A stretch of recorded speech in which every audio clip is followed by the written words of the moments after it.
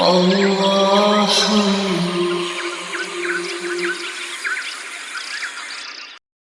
باللہ من الشیطان الرجیم بسم اللہ الرحمن الرحیم. عزیزان من، آج مئی 1968 کی 16 تاریخ ہے. ہم اپنے درس قرآن کے سلسلہ نو میں سورہ بقرہ کی ابتدائی آیات پر ہیں. میں کہا یہ گیا ہے خدا کی طرف سے کہ تم نے سورہ فاتحہ کی ایک آیت میں اس آرزو کا اظہار کیا تھا کہ تمہارے سامنے سفر زندگی میں منزل مقصود تک پہنچنے کے لیے سیدھا اور متوازن راستہ آ جائے.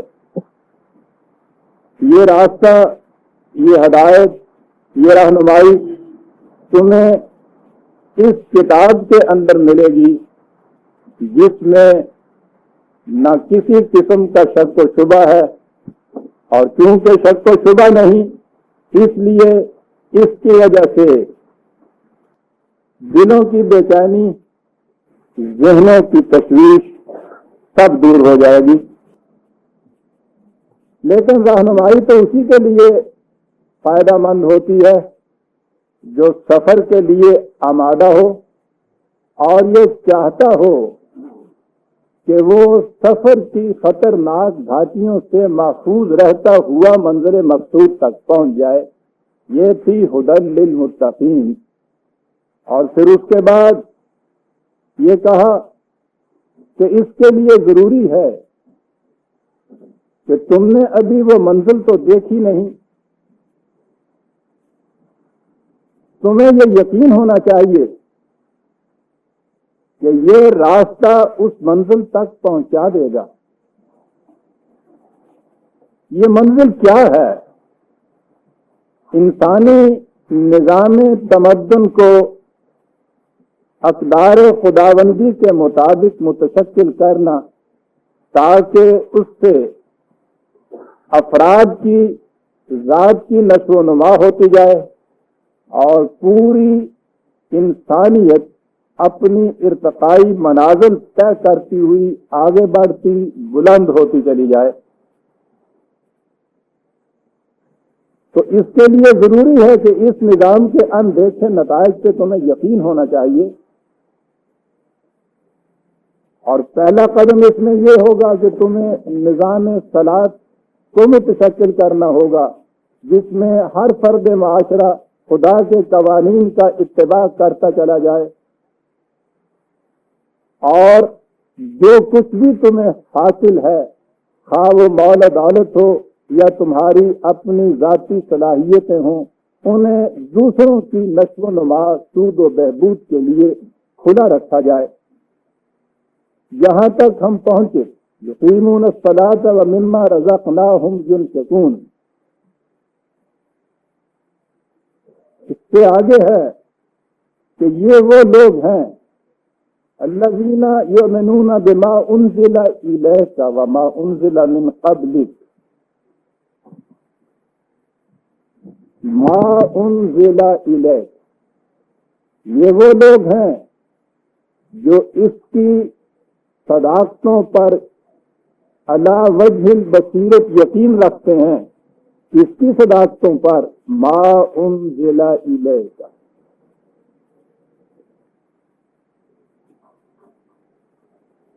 جو کچھ تمہاری طرف نازل کیا گیا ہے. وحی کیا ہوتی ہے؟ خاصہ نبوت کیا تھا؟ اس کے متعلق تو میں ابھی کچھ گفتگو نہیں کروں گا. جب وحی کا لفظ ہمارے سامنے آئے گا تو میں اس وقت تفصیل سے عرض کروں گا کہ وحی کہتے کسے ہیں. اس وقت صرف اتنا عرض کر دوں کہ قرآن کریم نے اس کے لیے جو ایک لفظ منتخب فرمایا ہے کہ بڑی جامع بڑی ہی گہری زبان ہے، اور اس میں پھر اس عربی زبان سے قرآن کا انتخاب، یہ ہے وہ چیز جو قرآن کو سمجھا دیتی ہے۔ یہ لفظ استعمال کیا ہے انزال کا، اس کے معنی ہوتے ہیں کسی چیز کا اوپر سے نیچے اترنا۔ بات کیا ہوئی ہے؟ یوں تو میں نے کہا ہے کہ وہی کے متعلق تفصیلی گفتگو آگے چل کر کروں گا۔ اس ایک لفظ کے اندر ہی یہ ساری علم اور کیفیت اور حقیقت و ماہیت اس کی آ جاتی ہے۔ انسان جو کچھ کہتا ہے وہ اس کی اپنی سوچ کا نتیجہ ہوتا ہے۔ یہ داخلی فکر ہوتی ہے اس کی، اور اس سوچ و بچار کے بعد کسی نتیجے پہ پہنچتا ہے، پھر اس کو وہ ایکسپریس کرتا ہے، اس کا اظہار کرتا ہے۔ اسے آپ دیکھیے گا، یوں کہیں گے کہ یہ انسان کے اندر سے باہر آتی ہے چیز، اس میں داخلیت ہوتی ہے، اس میں سبجیکٹیوٹی ہوتی ہے۔ انسان کے اندر سے ایک چیز باہر آتی ہے، بالکل اس کے برعکس نبوت یا وحی کے متعلق کہا یہ کہ یہ اس نبی کے اندر سے باہر چیز نہیں آتی، یہ باہر سے اس کے اندر آتی ہے۔ اور فرمایا آپ نے ایک لفظ کے انتخاب میں یہ جو پورا پروسیس ہے وہ کس طرح نمایاں کر کے بتا دیا کہ اس میں سبجیکٹیوٹی نہیں ہے، آبجیکٹیوٹی ہے اس کے اندر، خارج سے کوئی شے اس کے اندر آتی ہے، اور یہ ہے جس کا پھر وہ اظہار کرتا ہے۔ یہ انسانی دنیا میں اتنی بڑی ایکسپشن ہے، یا تھی اب کہنا چاہیے کیونکہ سلسلہ نبوت ختم ہوا، کہ اس کی مثال کہیں اور مل نہیں سکتی۔ یہ خصوصیت تھی نبوت کی صرف کہ نبی کی اپنی سوچ اور وچار کا نتیجہ نہیں ہوتا تھا جسے وہ وحی کہتا تھا، اعلان یہ ہوتا تھا ما ینطق عن الہوا ان ہوا الا وحی یوحی 53/3 53/3-4۔ یہ جو کچھ کہتا ہے یہ اس کے اپنے خیالات، آرزویں، خواہشات، فکر، غور، تدبر کا نتیجہ نہیں ہے، یہ تو وہی ہے جو اس کے اوپر کی جاتی ہے۔ آپ نے دیکھا کہ وہی کو کس طرح سے الگ کر کے رکھ دیا علم انسانی سے۔ یہ ایک ایکسپشن تھی، یہ ایک استثناء تھی انسانیت کی دنیا کے اندر، جس میں نبی کے علاوہ کوئی اور شریک نہیں ہو سکتا تھا۔ یہ ٹھیک ہے کہ ہمیں شاعروں کی دنیا کے اندر انٹیوشن یا وجدان کے الفاظ ملتے ہیں، وہ کہتے یہ ہیں کہ آتے ہیں غیب سے یہ مضامین خیال میں، لیکن وہ انٹیوشن بھی جب ہمارے اس زمانے میں علم کی بارگاہ میں آئی ہے تو برگسان کو، جو انٹیوشن کا ہمارے دور میں سب سے بڑا محقق مفکر گزرا ہے، اس نے اس کے متعلق کہا یہ کہ intuition is also a higher form of intellect. فکر انسانی ہی کی ایک شکل ہے، بلند ہوتی ہے، لطیف ہوتی ہے۔ ہمارے ہاں اس کے لیے عربی میں حدث کا لفظ تھا، لیکن میں کہہ یہ رہا تھا کہ خواہ اس کے لیے یہ کوئی ایکسپلینیشن دے سکے ہیں یا نہیں کہ یہ انٹیوشن یا وجدان کس طرح سے یہ آمد ہوتی ہے شاعروں کی، لیکن یہ چیز جب فکر کی دنیا میں گئی ہے تو اس کے متعلق بھی یہ کہنا پڑا کہ یہ بھی انٹلیکٹ ہی کی ایک شکل ہے، خواہ یہ ہائر فارم کیوں نہ ہو اس کی، فکر انسانی ہی کی ایک شکل ہے یہ. اور میں وہیں پہ آؤں گا تو پھر تفصیل سے عرض کروں گا کہ جسے وجدان کہا جاتا ہے کس طرح سے وہ فکر ہے جو انسان کے تحت شعور کے اندر گئی ہوتی ہے. شعوری طور پہ اس کا علم نہیں ہوتا، تحت شعور میں سے نکلتی ہے، لیکن وہ کچھ بھی ہو بہرحال وہ اندر سے باہر آتی ہے، باہر سے اندر نہیں جاتی.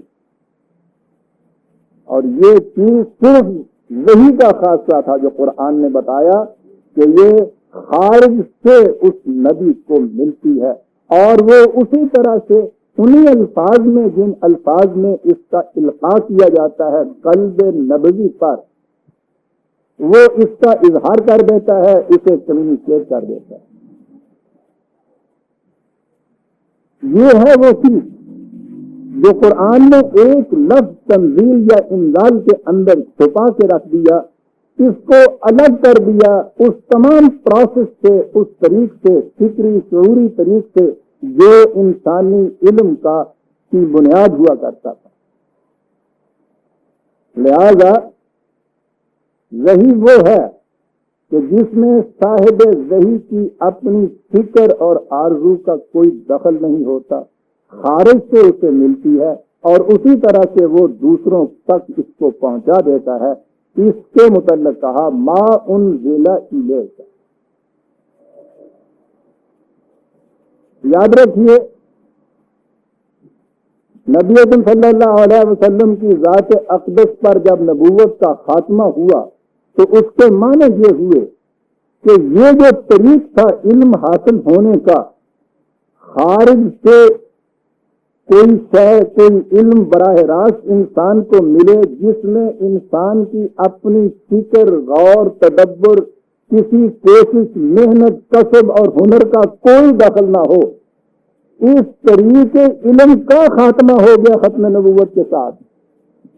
لہذا یہ جو ہمارے ہاں بعد میں دعوے کیے جاتے ہیں کشف کے اور الہام کے، اور کہا یہ جاتا ہے کہ نہیں صاحب یہ نبوت نہیں ہے، یہ محض الفاظ کا فرق ہے. عزیزان من، ڈیفینیشن کے اعتبار سے کشف اور الہام اسی کیٹیگری کے اندر آتا ہے جس کے اندر نبوت آتی تھی. کہا یہ جاتا ہے کہ کشف اور الہام، صاحب کشف اور الہام کی اپنی فکر کا نتیجہ نہیں ہوتا، خدا کی طرف سے اسے براہ راست علم حاصل ہوتا ہے. اسی کو تو وہی کہا جاتا تھا.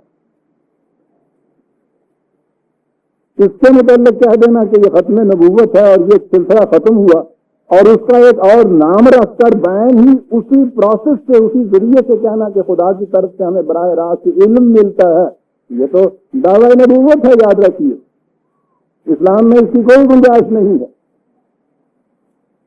قرآن کی روح سے وہی خاصہ نبوت اور اس کا خاتمہ ہوا، اور اس کے بعد ساری دنیا میں علم کے ذرائع اب دو ہی. خدا کی طرف سے جو کچھ علم براہ راست انسانوں کو ملنا تھا وہ قرآن کریم کے اندر محفوظ ہے، اور اس کے علاوہ اب انسان کی اپنی فکر، علم، غور، تدبر، بصیرت، یہ دوسرا ذریعہ، تیسرا ذریعہ کوئی علم کا باقی نہیں ہے دنیا میں. کہا یہ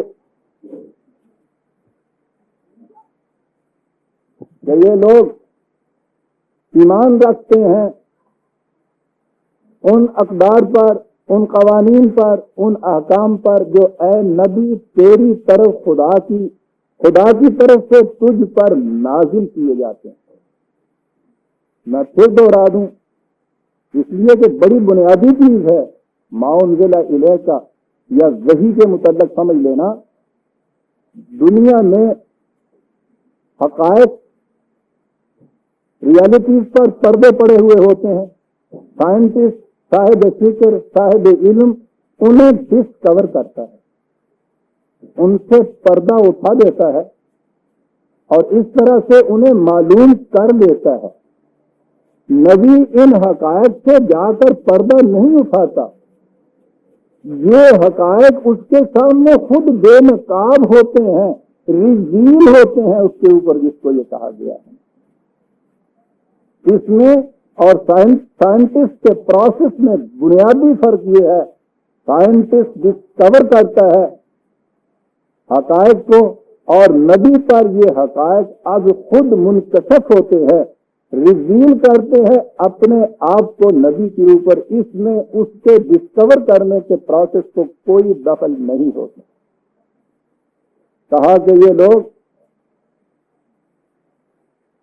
ایمان رکھتے ہیں ان صداقتوں پر جو وحی کے ذریعے اے رسول تجھے دی گئی۔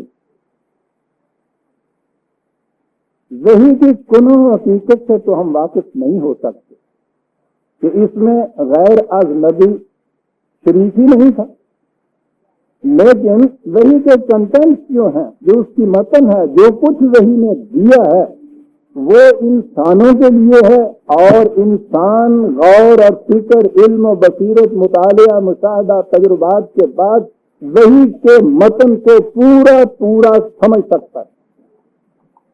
اس میں کوئی راز کی بات نہیں، اس میں کوئی اسرار درون پردہ نہیں، اس میں کوئی باطنی معانی نہیں، اس میں کچھ ہندی لائنز نہیں، کھلی عربی مبین کے اندر ایک تعلیم ہے جسے ہر شخص علم اور بصیرت کے ذریعے سے سمجھ سکتا ہے۔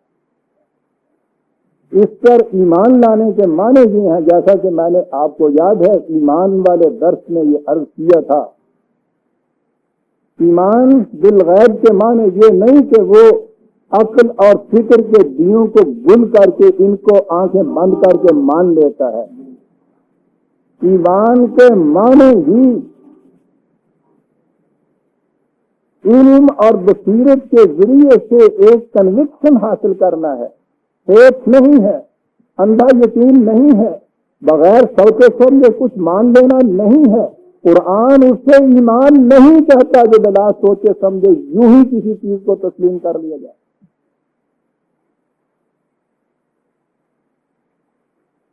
وہ تو اعلان عام کرتا ہے کہ لا تقف ما لیس لک بہ علم، جس چیز کا تمہیں خود علم نہ ہو اس کے پیچھے لگا ہی نہ کرو۔ لہذا یہ جو کہا ہے پھر یہاں کہ ما انزل الیک کے اوپر وہ ایمان رکھتے ہیں، تو اس کے یہ معنی نہیں ہے کہ ان کی بات سمجھ میں آئے یا نہ آئے، دلیل و برہان کی روح سے انہیں اطمینان نصیب ہو یا نہ ہو، یہ تو بہرحال بھائی ماننا ہے۔ یہ ماننے والی بات یوں نہیں ہے، چاہیے اس کا ترجمہ کہ وہ وحی کی صداقتوں کو علم اور برہان، فکر و بصیرت کی روح سے پرکھتے ہیں اور پھر ان کی صداقتوں کو علی وجہ البصیرت قبول کر لیتے ہیں۔ ما انزل الیک، اور اس کے ساتھ ہے وما انزل من قبلک، اے رسول تجھ سے پہلے جو کچھ خدا کی طرف سے آیا تھا اس پر بھی ایمان رکھتے ہیں۔ یہ بڑا اہم مقام آ گیا۔ قرآن کریم نے یہ بتایا ہے کہ سلسلہ انبیاء کرام جو شروع ہوا ہے وہاں سے لے کر آخر تک جہاں حضور نبی اکرم صلی اللہ علیہ وسلم کی ذات پہ ختم ہوا ہے، تمام انبیاء کرام، دنیا کی ہر قوم میں نبی آتا رہا، ہر ملک میں آتا رہا، ہر زمانے میں آتا رہا۔ ان انبیاء کرام کا سرچشمہ علم ایک واحد خدا تھا، لہذا انہیں جو کچھ دین کے طور پر دیا گیا وہ اصولی طور پر ایک ہی تھا، اس میں کوئی اختلاف نہیں۔ اصولاً دین شروع سے آخر تک ایک چلا آ رہا ہے۔ سورہ الشورى میں ہے 42 42/13 شرع لكم من الدين ما وصى به نوحا والذي أوحينا إليك وما وصينا به إبراهيم وموسى وعيسى أن أقيموا الدين ولا تتفرقوا فيه۔ دین کا راستہ شروع سے ایک ہی رہا ہے۔ ان تمام انبیاء کرام کو وہی کچھ دیا گیا جو تجھے اے رسول دیا جا رہا ہے، اور ان سے کہا یہ گیا تھا کہ جب دین ایک ہے تو اس میں تم نے تفرقہ نہ کرو۔ یعنی ان کی امتوں سے یہ کہا گیا تھا، نبی تو خیر اس میں تفرقہ کرتا ہی نہیں ہے، ان کی امتوں سے یہ کہا گیا تھا کہ دین میں تفرقہ نہیں کرتے، تو اب دین خدا کی طرف سے ایک ہی رہا ہے۔ البتہ اس دین پر چلنے کے طور طریق یہ زمانے کے تقاضوں کے لحاظ سے بدلتے رہے ہیں۔ یہ طریقہ کار جو ہے اس میں مختلف زمانوں میں اختلاف ہوتا رہا ہے، اسے آپ شریعت کہہ لیجیے، ان طور و طریق کو آپ بائی لاز کہہ لیجیے، یہ بدلتے رہے ہیں۔ اب دین شروع سے ایک ہی رہا ہے۔ قرآن کریم کے متعدد مقامات میں یہ حقیقت واضح کی گئی ہے کہ دین ایک رہا ہے، لیکن اس پر چلنے کے طریقے مختلف ہوتے رہے ہیں۔ مثلا سورہ حج میں 22/67 22/67 لِكُلِّ أُمَّةٍ جَعَلْنَا مَنسَكًا هُمْ نَاسِكُوهُ، ہر قوم کے لیے دین پر چلنے کے طور طریقے کچھ مختلف تھے، اس میں کوئی جھگڑے کی بات نہیں تھی۔ فَلَا يُنَازِعُنَّكَ فِي الْأَمْرِ، لیکن الامر جو ہے، الدین جو ہے، وہی کی اصل و بنیاد جو ہے، اس معاملے کے اندر تو کوئی جھگڑے کی بات نہیں ہونی چاہیے۔ اے رسول، یہ تم سے اس کے متعلق جھگڑا کرتے وَدُعُ إِلَىٰ رَبِّكَ، لہذا تو ان چیزوں کی پرواہ نہ کر، اپنے خدا کی طرف دعوت دیتا جا۔ إِنَّكَ لَعَلَىٰ هُدًى مُسْتَقِيمٍ، تو خود، اور یقینی بات ہے کہ تو ہی اب خدا کے بتائے ہوئے سیدھے راستے پر ہے۔ 22/67 22/67 اور اسی سے ملتی ہوئی آیت 5/48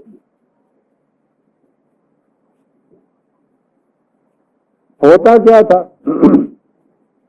ایک رسول آتا، خدا کی طرف سے دیا ہوا دین اپنی امت کے سامنے پیش کرتا، اس پر چلنے کے طور طریقے اس زمانے کے تقاضوں کے اعتبار سے وضع کرتا اور ان کے مطابق اس امت کو اس کے اوپر چلاتا۔ وہ چلا جاتا، بعد میں مفاد پرست گروہ اس دین میں آمیزشیں کرتا، تعریف کرتا۔ کبھی ایسا بھی ہوتا کہ یہ خدا کی طرف سے دی ہوئی کتاب، وحی کا صحیفہ عرضی یا سماوی حادثے کی نظر ہو جاتا، وہ اپنی اصل شکل میں باقی نہ رہتا۔ جب یہ صورت پیدا ہو جاتی تو پھر خدا کی طرف سے ایک دوسرا رسول آ جاتا، وہ دین کی اصل کو پھر دنیا کے سامنے پیش کرتا، اس فرق کے ساتھ کہ ان میں کوئی چیزیں جو ایسی تھیں جو وقتی طور پہ دی گئی تھیں ان کو منسوخ کر دیا جاتا خدا کی طرف سے، یا جو ایسی چیزیں تھیں کہ جن کو انسانوں کے حافظے نے محو کر دیا، حوادث ارضی اور سماوی نے ان کو گم کر دیا، ان کی جگہ انہی جیسی اور تعلیم خدا کی طرف سے آ جاتی۔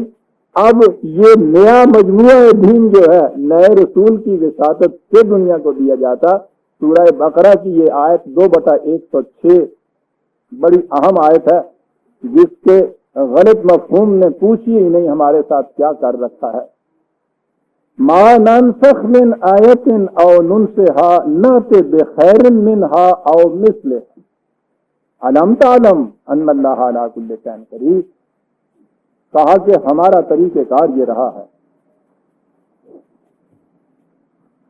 کہ جب کسی رسول کی تعلیم میں، یاد رکھیے دوسری جگہ قرآن کریم نے بتایا ہے کہ یہ شیاطین، یہ فتنہ پرداز لوگ رسول کی تعلیم کے اندر اپنی طرف سے آمیزش کر دیا کرتے۔ کہا کہ جب یہ ہوتا تھا تو پھر ہم ایک نیا نبی بھیج دیتے تھے، اس کے ذریعے سے وہ سابقہ تعلیم اس کی پھر تجدید ہو جاتی تھی، اس فرق کے ساتھ کہ جتنی چیزیں تو ایسی تھی جنہیں برقرار رکھنا مقصود تھا لیکن وہ محو ہو چکی تھیں، بھلا دی گئی تھیں، مٹ گئی تھیں، ان کو تو علی حال ہی دے دیا جاتا تھا، اور اگر کوئی ایسی چیز تھی جو پہلے رسول کے زمانے میں وقتی طور پر ہنگامی طور پر دی گئی تھی، اس کی جگہ دوسری چیز ہم دیتے تھے نعت بخیر منہا، جو اس سے بہتر ہوتی تھی اور جو محو ہو جاتی تھی، مر جاتی تھی، مثل اسی جیسی دوسری تعلیم دے دیتے تھے۔ یوں یہ دین کا سلسلہ آگے بڑھتا تھا۔ ضمن میں نے جو ابھی عرض کیا تھا کہ اس آیت کے غلط مفہوم نے ہمارے ہاں دین کو ہی جڑ بنیاد سے اکھیڑ کے رکھ دیا۔ اس کے متعلق کہا یہ گیا کہ یہ خود قرآن کی آیتوں کے متعلق ہے کہ قرآن میں خدا نے ایک دفعہ ایک حکم دیا، کچھ عرصے کے بعد اس کو منسوخ کر دیا، کوئی اور حکم دے دیا، کوئی منسوخ کر دیا، کوئی اور حکم دے دیا۔ بہت اچھا جی، پہلی تو یہی بات سمجھ میں آنے والی نہیں تھی کہ ایک ضابطہ ہدایت اسی رسول کی زندگی میں، اور وہ ضابطہ ہدایت جسے قیامت تک کے لیے تمام انسانوں کے لیے غیر متبدل محفوظ ضابطہ بننا تھا، اس میں کیفیت یہ ہو کہ آج ایک حکم دیا جائے، کچھ عرصے کے بعد پھر یہ یاد آئے کہ نہیں یہ نہیں ہونا چاہیے تھا، کوئی اور ہونا چاہیے تھا، اس کی جگہ ایک اور حکم دے دیا جائے۔ بفرض محال اسے بھی تسلیم کیا جائے تو آپ کے ہاں جو قانون میں آئے دن کریکشنز ہوتی رہتی ہیں، آلٹریشنز ہوتی رہتی ہیں، تبدیلیاں ہوتی رہتی ہیں، تو اس میں سب سے پہلے یہ بتانا ہوتا ہے کہ فلاں قانون کی فلاں شق جو ہے اسے منسوخ کیا جاتا ہے، اس کی جگہ یہ آئے گی۔ یہ تو ضروری ہے نا کہ آپ کو معلوم تو ہو جائے کہ کون سی شق منسوخ ہوئی ہے، اس کی جگہ یہ دوسری شق آئی ہے۔ قرآن میں کہیں یہ لکھا ہی نہیں کہ یہ آیت جو ہے اس نے فلاں آیت کو منسوخ کر دیا لہذا حکم اس کے اوپر نہیں ہوگا، اس کے اوپر ہوگا، کہیں یہ آیا ہی نہیں۔ یہ عجیب قسم کی تنصیص ہے، یہ نسخ عجیب ہے کہ بتایا ہی نہیں گیا۔ تو آپ کو معلوم ہے پھر کیا کیا؟ یہ بیٹھے آپ کے ہاں کی مذہبی پیشوائی ہے اور انہوں نے خدا کی اس کتاب کے اندر خود یہ بتانا شروع کیا کہ یہ بھی منسوخ، یہ بھی منسوخ، یہ بھی منسوخ، اور احکام کی 500 آیات تک کو منسوخ قرار دے بغیر کسی اتھارٹی کے۔ رسول بھی موجود نہیں ہے، رسول نے بھی کسی آیت کے متعلق یہ نہیں کہا کہ یہ منسوخ، یہ بھی منسوخ، یہ بھی منسوخ۔ پھر اس کے بعد آگے سلسلہ چلا، کسی نے کہا کہ نہیں صاحب یہ 500 نہیں، قصہ مختصر، یہ میں جب اس آیت پہ آؤں گا تو تفصیل اس کی عرض کروں گا۔ وہ سمٹتے شاہ ولی اللہ کے زمانے میں 5 آیتیں رہ گئی، تو ان کے شاگرد مولانا عبید اللہ سندھی نے اس کے بعد یہ کہا کہ نہیں، یہ 5 بھی شاہ صاحب نے مصلحتاً کہہ دیا تھا کہ اس زمانے میں نسخ کے عقیدے کا سرے سے انکار کرنا تو قیامت برپا کرتا، تو انہوں نے عقیدے سے انکار نہیں کیا۔ یہ 5 آیتیں ایسی رکھ لی ہیں جن کو آسانی سے بتایا جا سکتا ہے کہ یہ تو ان میں تطبیق ہو سکتی ہے، یہ منسوخ نہیں ہے، قرآن میں کوئی آیت منسوخ نہیں۔ لیکن یہ ان کا عقیدہ تھا۔ آپ کے ہاں کے یہ علماء کرام آج بھی یہ مانتے ہیں، اور وہاں جہاں ذرا سی ان کو کہیں دقت پیش آتی ہے یا کسی ایک آیت کے اوپر عمل کرنے میں کچھ کہیں زد پڑتی ہے، اس کے لیے سیدھا احساس ہے کہ صاحب یہ آیت منسوخ ہے۔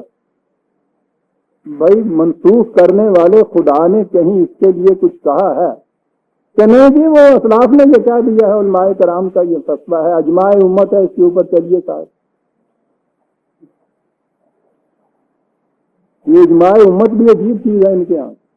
بہرحال یہ بھی جب آؤں گا میں اجماع پہ پھر عرض کروں گا۔ اس آیت کا یہ معنی لے لیے جائے کہ قرآن کی آیتیں منسوخ ہیں، آیتیں موجود ہیں قرآن میں، حکم ان کا منسوخ ہے۔ بھئی اس میں سے نکال دی جاتی منسوخ ہے کہ جی وہ جو تلاوت کا ثواب ہے وہ کتنا کام رہ جاتا، بات ہوئی نا، وہ کھجوراں دیا گرتے گنے فرق پہ جانا۔ ملاحظہ فرمائی وہ ہیں. ہنسیے نہیں عزیزان من، روئیے اگلی بات سن کے. قرآن کی 500 آیتیں قرآن کے اندر موجود ہے، حکم منسوخ ہے. اور ان کا یہ بھی عقیدہ ہے کہ بعض آیتیں ایسی ہیں جو قرآن کے اندر نہیں ہیں لیکن حکم ان کا موجود ہے. لو، قرآن میں آیتیں ہیں حکم منسوخ، بعض آیتیں ہیں جن کا حکم چلتا ہے قرآن میں ہے نہیں. اس قرآن کے متعلق بات ہو رہی ہے. تمت کلمت ربک صدقا وعدلا لا مبدل لکلمات اللہ. تیرے خدا کی بات، قانون ضابطہ مکمل ہو گیا صدق اور عدل سے، کوئی اس میں تبدیلی پیدا نہیں کر سکتا. انا نحن نزلنا الذکر وانا لہ لحافظون. ہم نے اسے نازل کیا ہے، ہم اس کی حفاظت کا ذمہ لیتے ہیں. یہ حفاظت کا ذمہ لیا ہوا ہے ان کے عقیدے کے مطابق. عزیزان من، قرآن کریم کا ایک شوشہ تک بھی ہمالیہ پہاڑ کی طرح محکم اور مستحکم ہے. اس میں نہ کوئی آیت منسوخ ہے، نہ اس میں تعریف ہے، نہ اس میں اضافہ ہے، نہ اس میں حق ہے. اس لیے کہ خدا نے اس کو مکمل کیا، خدا نے اس کی حفاظت کا ذمہ لیا ہوا.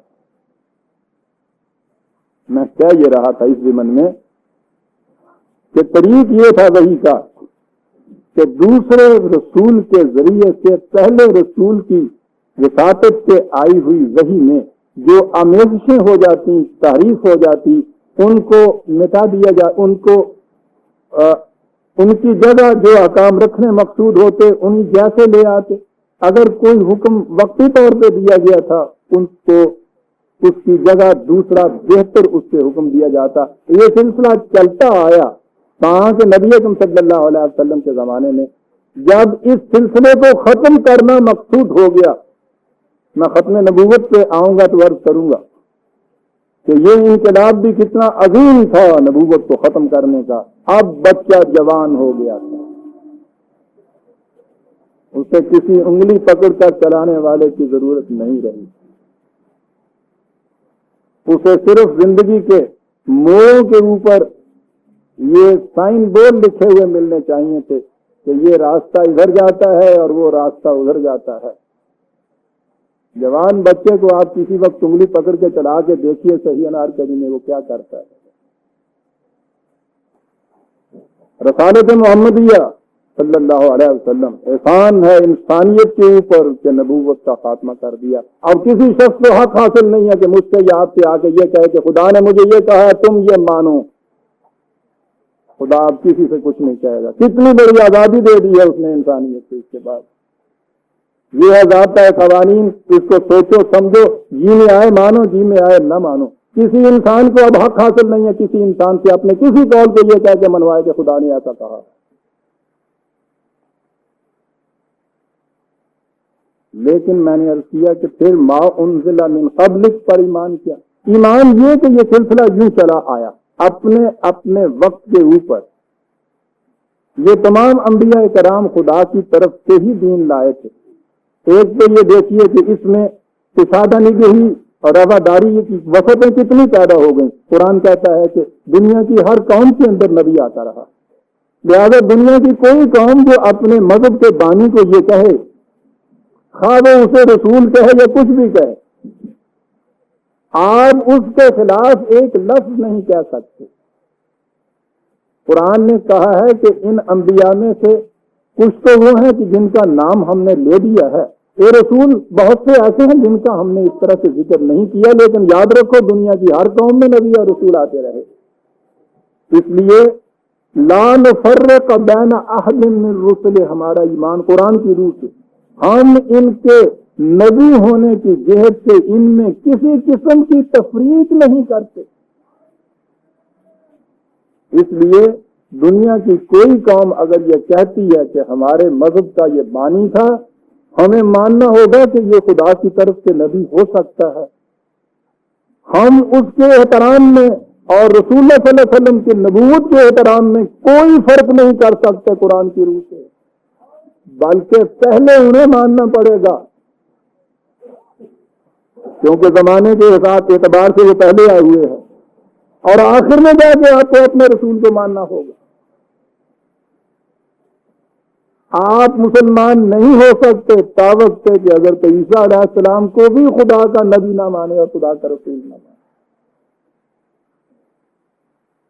پھر دوسری چیز جو ہے من قبلک پر ایمان لانے کے، اس کے معنی یہ ہیں کہ یہ انبیاء کرام اپنے اپنے وقتوں میں آئے، انہوں نے خدا کا یہ نظام پیش کیا، ان کی قوموں نے اس نظام پہ عمل کیا، بعض قومیں ان کے مخالفین نے اس کی خلاف ورزی کی، ان کے نتائج دنیا نے دیکھ لیے۔ جس قوم نے اس ضابطے پر، اس نظام پر عمل کیا، اس کی زندگی کی خوشگواریاں بھی تاریخ کے اوراق میں محفوظ ہیں۔ جنہوں نے مخالفت کی تھی، ان کی تباہیاں، ان کی بربادیاں بھی وہاں مشہور طور پہ سامنے آ جاتی ہیں۔ من قبلک پر ایمان لانے کے معنی یہ ہیں کہ اصولی طور پر یہی نظام، یہی دین شروع سے آتا رہا ہے، تاریخ اس کی شاہد ہے، اور قرآن نے ان تاریخی شواہد کو اپنے دامن میں محفوظ بھی کر لیا ہے۔ تاریخ اس کی شاہد ہے کہ جن قوموں نے اس کے مطابق زندگی بسر کی تھی، ان کو دنیا کی سرفرازیاں نصیب ہوئی تھیں، جنہوں نے اس کی مخالفت کی تھی ذلت اور مسکنت ان کے حصے میں آئی تھی۔ لہذا یہ جو ہسٹوریکل ایویڈنس ہے، تاریخی شہادات جو ہیں، وہ قرآن کے اس دعوی کی صداقت کا بھی ثبوت بنتی ہیں۔ اس لیے بھی ما انزل من قبلک پر ایمان لانا ضروری ہے۔ یہ اس کا افادی پہلو ہے جو میں نے ابھی عرض کیا، تاریخی شہادات۔ لیکن اس سے پہلے جتنی بھی آسمانی کتابیں آتی رہیں، ان میں سے کوئی کتاب کسی مذہب والے کے پاس اس کی اپنی اصلی شکل کے اندر موجود نہیں ہے۔ یہ ہمارا دعویٰ نہیں،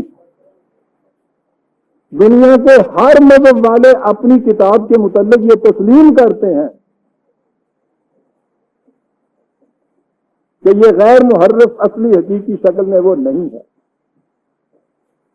تفصیل اس اجمال کی بھی صورت کری جائے گی، میں عرض کروں گا اگر آپ کو دلچسپی ہو تو میں نے یہ جتنے بڑے بڑے مذاہب عالم ہیں ان کی مبینہ آسمانی کتابوں کی تاریخ لکھ دی ہے، وہ اپنی اس کتاب میں، جس کا نام ہی آسمانی کتابیں ہیں، وہ موجود ہے، یہاں چھپی ہوئی ہے۔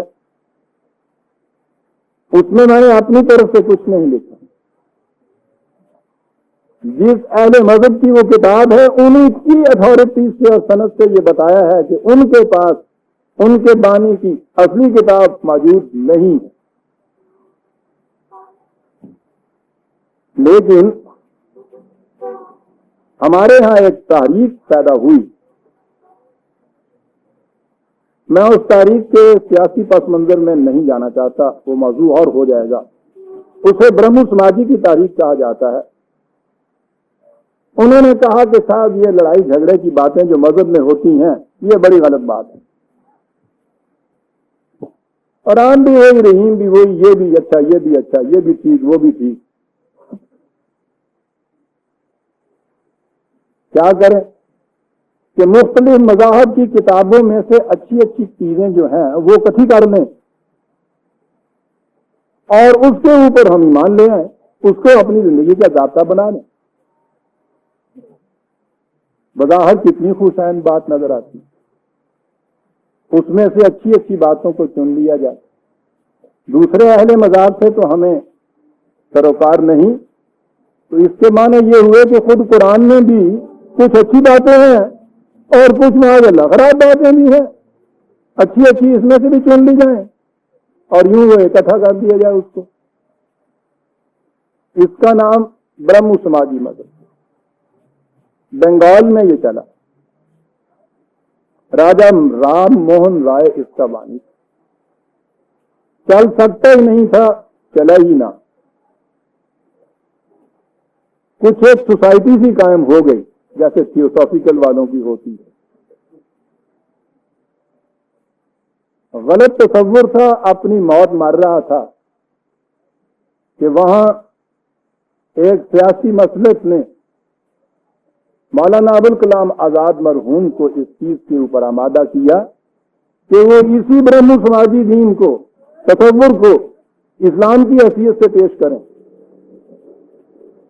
انہوں نے اپنی تفسیر ترجمان القرآن اس کے شروع میں سورہ فاتحہ کی تفسیر تو 250 پر لکھی ہے. اس میں تصور ہی یہ دیا ہے کہ خدا کی طرف سے جو دین آیا تھا ہر اہل مذہب کے پاس اپنی سچائیوں کے اعتبار سے موجود ہے. قرآن کہتا ہے کہ اگر تم اپنی کتابوں کی سچائیوں کے اوپر عمل پیرا ہو جاؤ تو میرا کام ہو گیا. چلیے صاحب، بڑی تفصیل سے اس میں یہ کچھ کہا گیا ہے.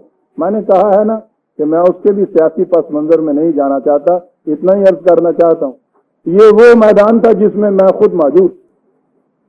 بطور تحدیث نعمت عرض کروں گا کہ اس تفسیر کے خلاف سب سے پہلے جس نے آواز اٹھائی تھی وہ آپ کا یہی دائی تھا.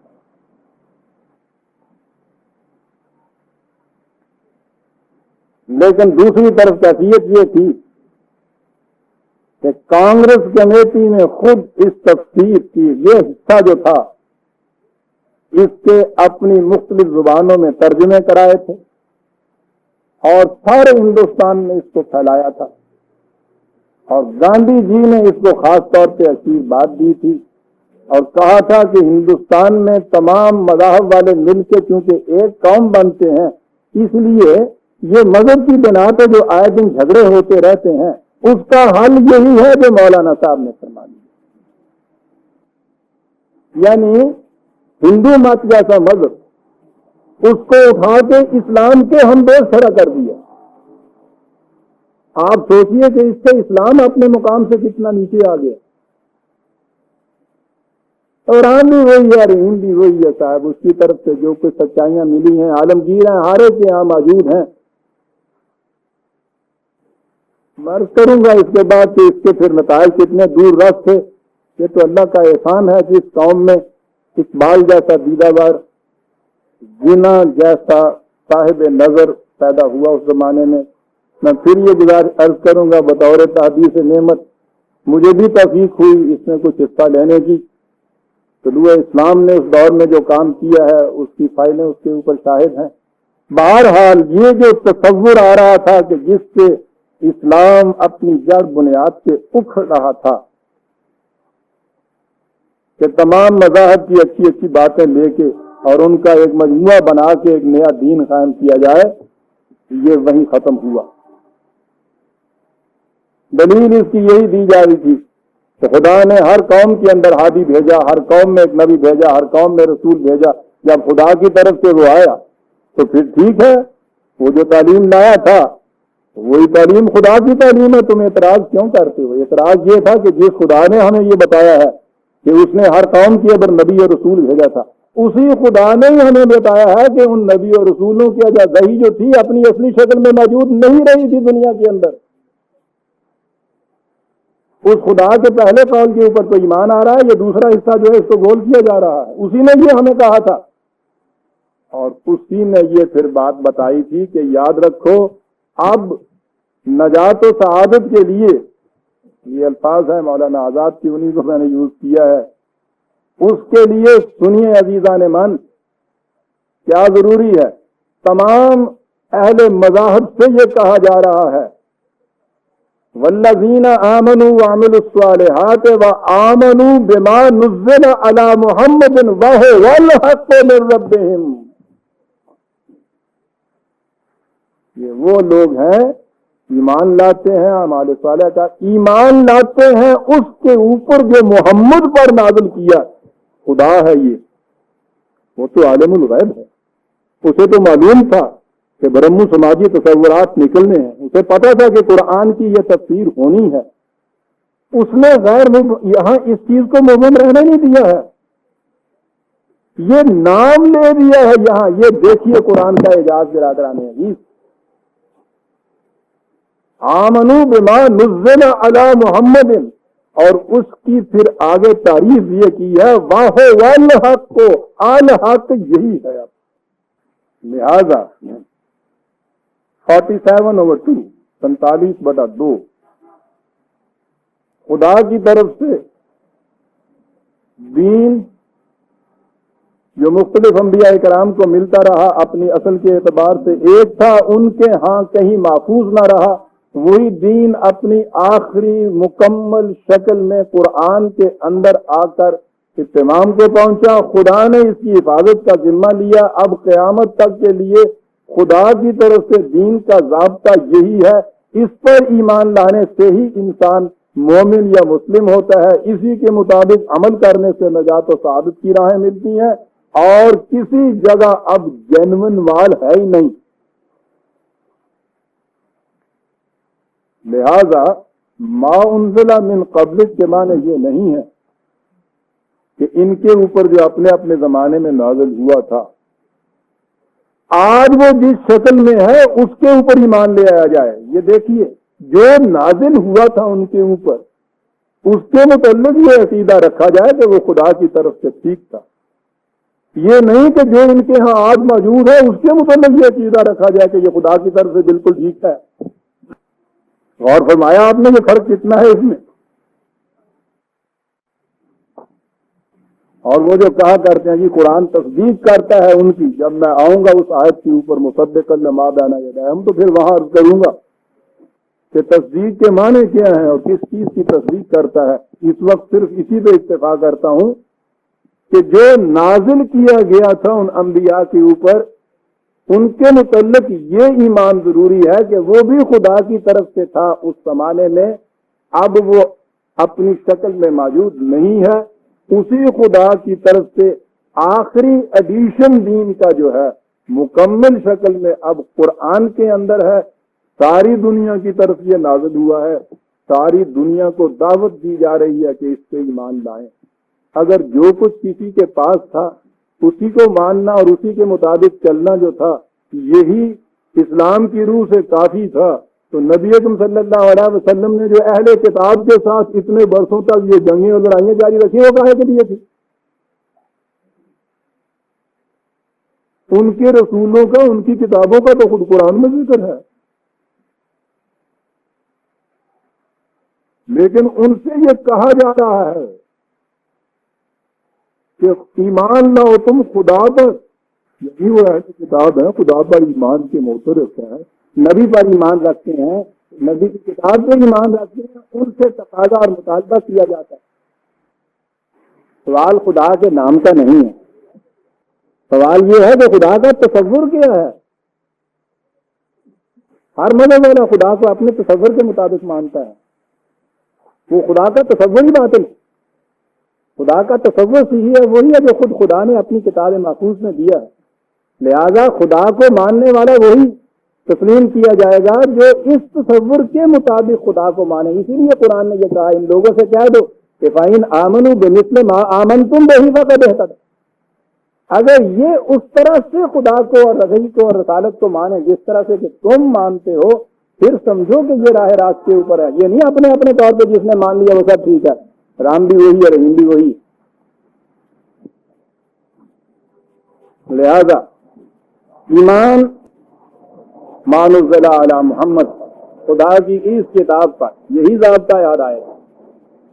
اور اگلا ٹکڑا اب آیا برادران عزیز، وہی جو میں نے کہا تھا یؤمنون بالغیب میں، کہ یہ اس نظام کے اندیکھے نتائج پر ایمان رکھتے ہیں، اور یہاں کہا کہ اگلی شرط ان کی یہ ہے وَبِالْآخِرَةِ هُمْ يُوقِنُونَ۔ آخرت قرآن کریم کی اہم اصطلاحات میں سے ایک اصطلاح، بڑی بنیادی اصطلاح ہے عزیزان من، اور جیسا کہ میں کہتا چلا آ رہا ہوں ان اصطلاحات کے متعلق ہمارے ذہنوں کے اندر جو عام تصور ہے، جب تک اس تصور کی جگہ ہم قرآن کا متعین کردہ تصور نہیں لے آتے، قرآن کی ان اصطلاحات کا صحیح مفہوم سمجھ میں نہیں آ سکتا، اور جب ان کا صحیح مفہوم سمجھ میں نہ آئے تو دین قطعاً سمجھ میں نہیں آ سکتا۔ آخرون جس کی مؤنث آخرت ہے، غور سے سنیے یہ کیا چیز ہوتی۔ کسی سلسلہ کی ایسی کڑی کہ جس کے بعد پھر اس جیسی اور کڑیاں نہ آئیں.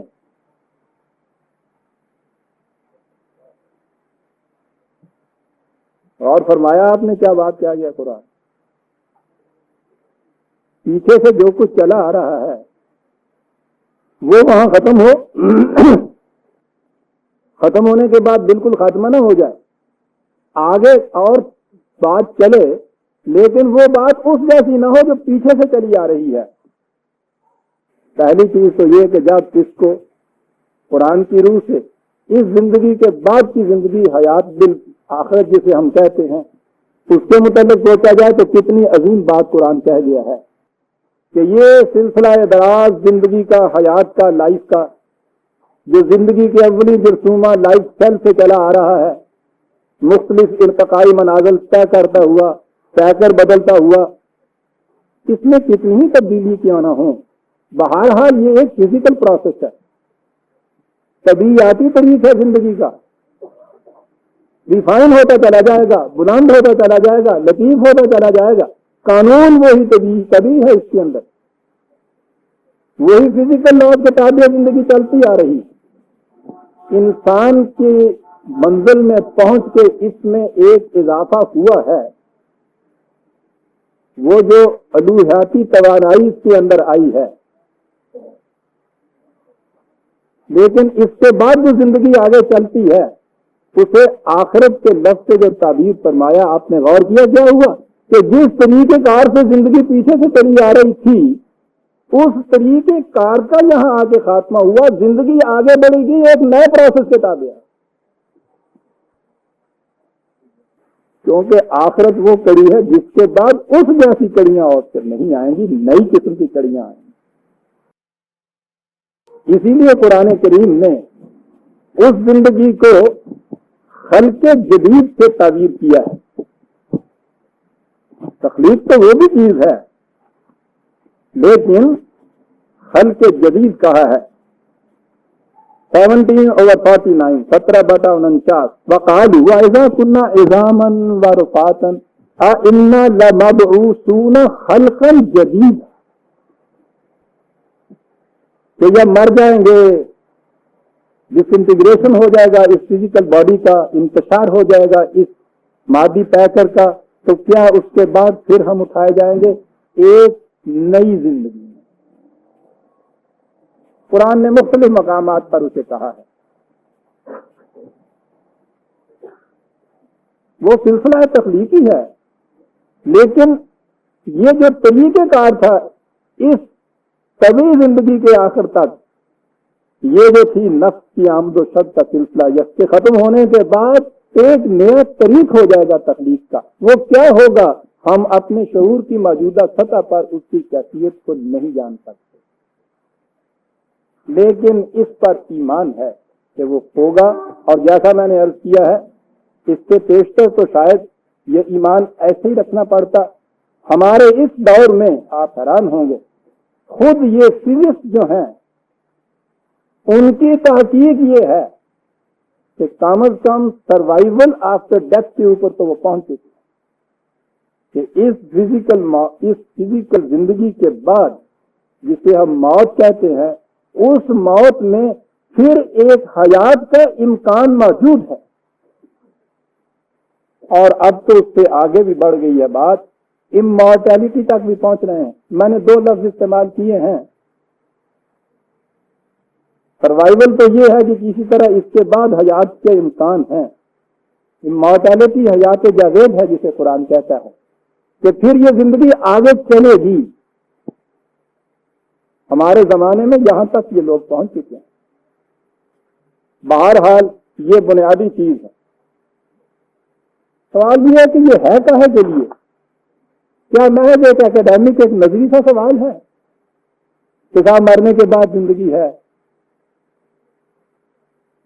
یا اس کا کچھ تعلق بھی ہے ہماری زندگی سے، کوئی اس کا عملی مفہوم بھی ہے؟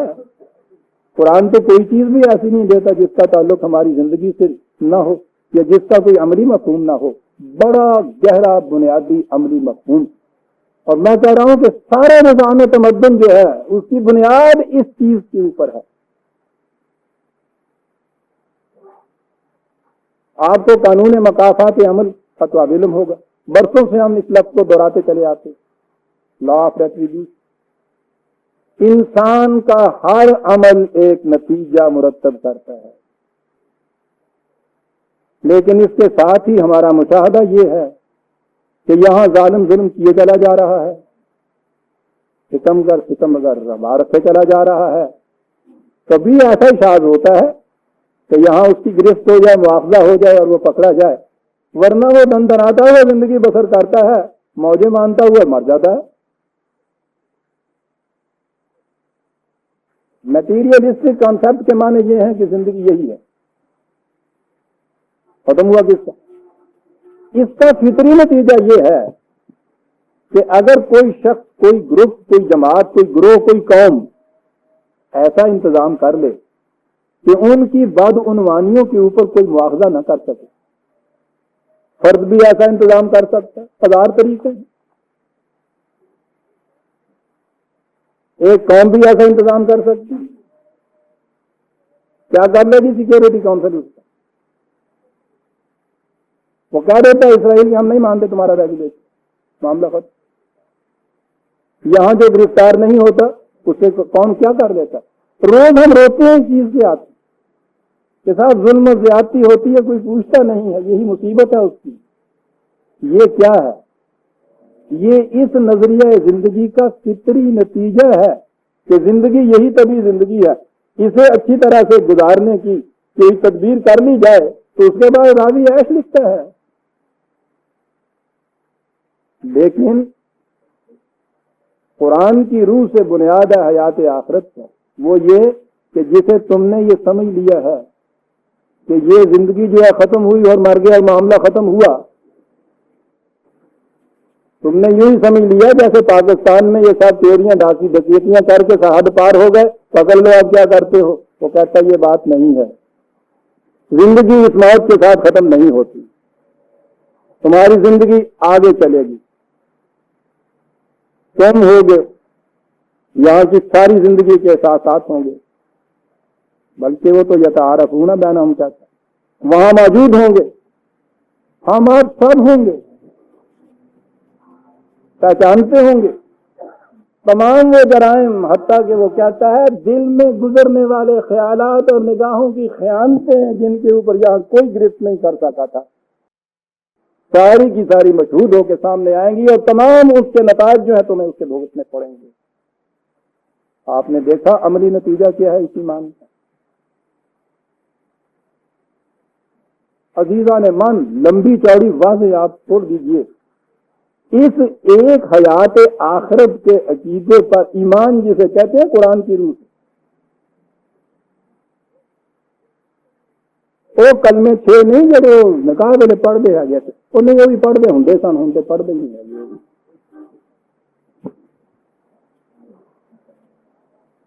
یہ یقین اس بات کا کہ میرا ہر عمل نتیجہ پیدا کر کے رہے گا، یہاں اگر مواخذہ نہیں ہو سکا کسی طرح سے تو اس کے بعد بھی میں سرحد پار کر کے کسی دوسری مملکت میں جا نہیں سکتا۔